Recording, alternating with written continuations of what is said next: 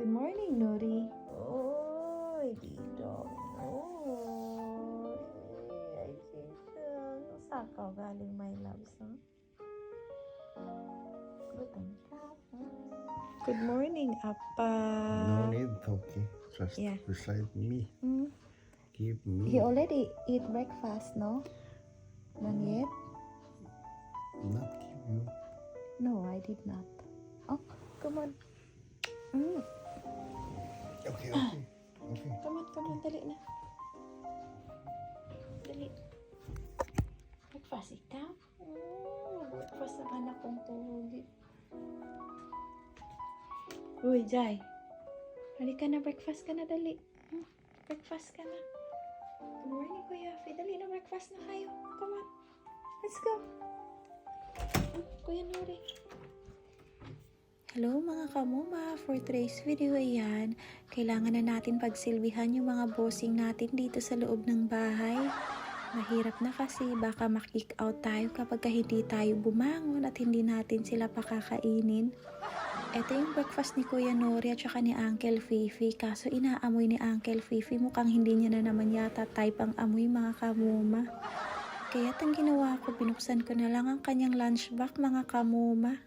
Alam nyo naman, ang gusto nito, laging bago. Tatawagin naman natin ang prinsesa para pakainin din ng breakfast. Eto medyo mahirap pa tong alagaan kasi lagi kang pumabangon sa madaling araw upang painumin ang kanyang gatas. Hindi ko alam baka yung milk niya nga siguro yung nagpapa-hyper sa kanya minsan mga kamuma.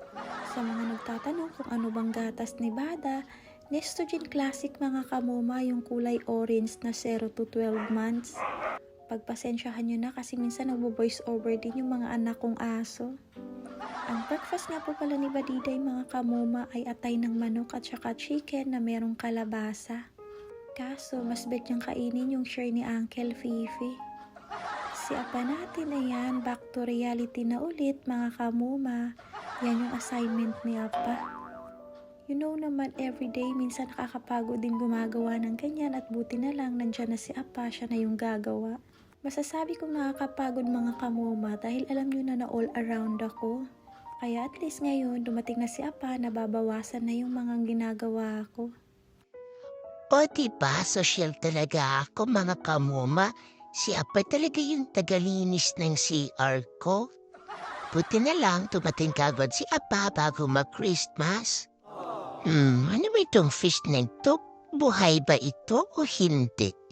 Mukhang live tilapia yata yung pinili ni Momas dito sa akin. Pwede na siguro ito para may panghanda sila Moma ngayong Pasko.